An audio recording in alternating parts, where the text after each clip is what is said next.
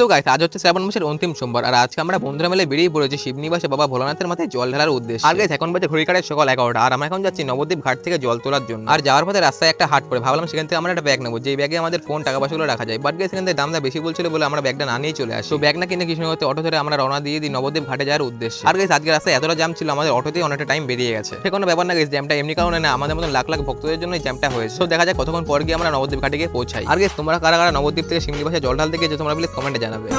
চলে এসেছি আমরা ফাইনালি ঘাটের কাছে। আর চলো যাওয়া যাক, এই ঘাটে ফার্স্ট টাইম আসছি। কি করছি না, যাই হোক চলো যাওয়া যাক ঘাটের দিকে। সো গাইস, আমরা চলে এসেছিলাম নবদ্বীপ ঘাটের কাছে, আর এবার আমরা যাবো নবদ্বীপের ঘাট পার হওয়ার জন্য লাইন দেওয়ার জন্য। আর যাদের ঘাট পার হয়ে জল আনা হয়ে গেছে তারা এখানে ভালো করে বাঘগুলো সাজাচ্ছিল। তো সেগুলো দেখতে দেখতে আমরা চলে যাই আমাদের ঘাট পার হওয়ার মেইন লাইনের কাছে। আর গাইস, গিয়ে তোমরা পুরোই অবাক, কারণ গাইস ঘাট থেকে পুরো 500 মিটার দূর অব্দি ভক্তদের লাইন ছিল। একবার গাইস তোমরা শুধু দেখো।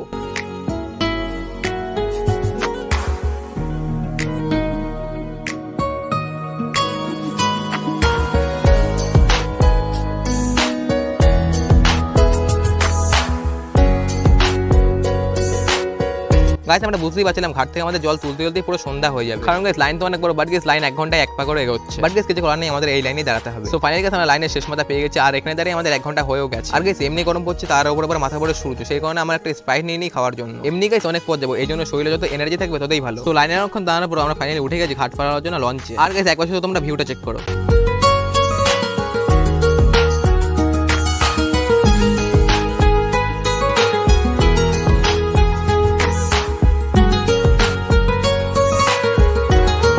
ফাইনালি আমরা ঘাট পাড়ে চলে এসেছি এই পারে। আর গাইস, এই পারে ঘাটে একবার ভিড়টা চেক করো।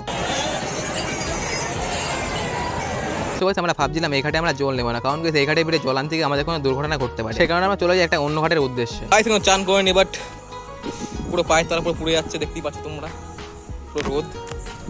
আর পুরো মানে হিট দিচ্ছে অনেক। এই তো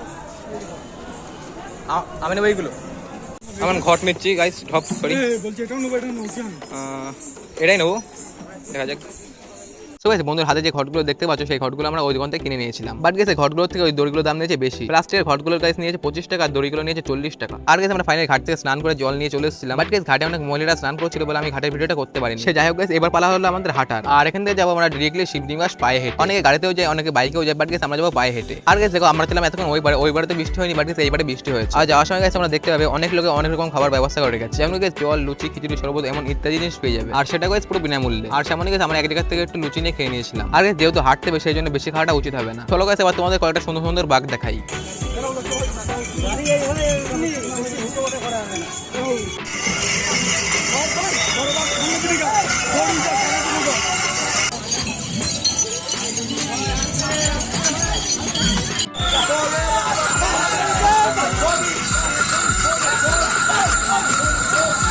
গাইস, হাঁটতে হাঁটতে রাত হয়ে গেছে, আর আজকের দিনের রাস্তায় কি হয় তোমরা একবার চেক করো।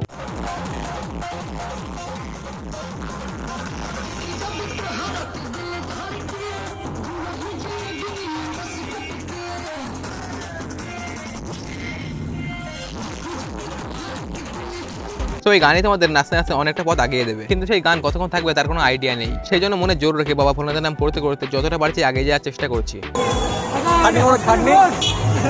কিছু মনেই হচ্ছে না গাইস, কিছু মনেই হচ্ছে, ঠিক আছে, বাবার নাম করে আর ভালো লাগছে। চলো যাওয়া যাক। তো গাইস, এখন ঘুম থেকে উঠলাম পরের দিন, বাজে এখন সকাল 7টা।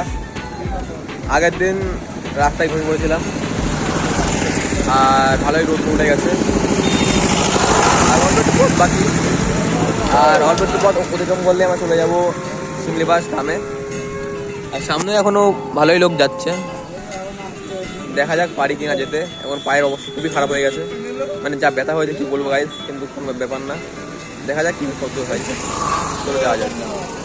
পায়ের অবস্থা কিরকম, পায়ের অবস্থা কিরকম?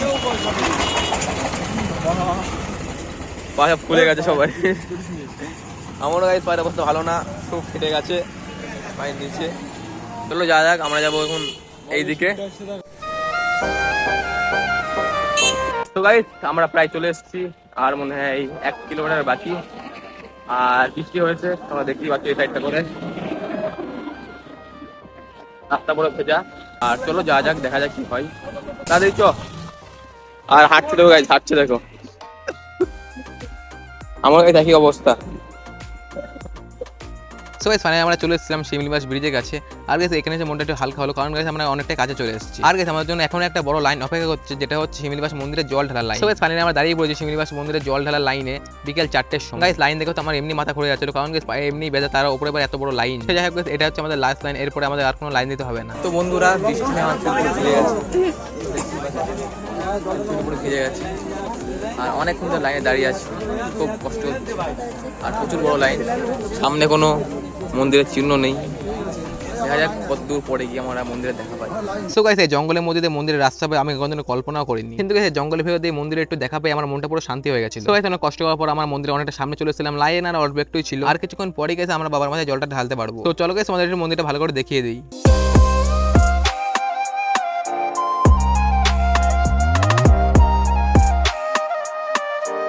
তো গাইস ফাইনালি আমরা যখন মন্দিরের ভেতরে জলটা ঢালছিলাম, তখন গাইস মন্দিরের ভেতরে এতটা ভিড় ছিল যে আমি ভিডিওটা করতে পারিনি। এই ভিডিওর সবথেকে বড় মিস্টেক হলো এটা।